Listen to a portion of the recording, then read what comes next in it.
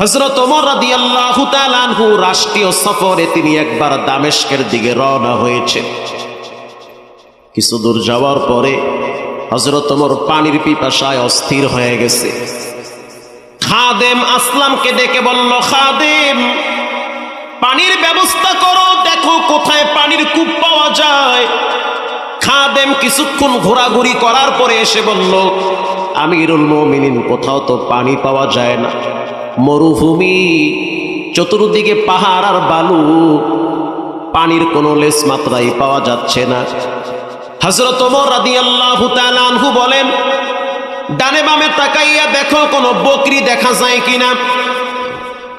খাদেম বলল, হ্যাঁ, অনেক দূরে দেখা যাইতেছে এক রাখাল কিছু বকরি নিয়ে যাইতেছে।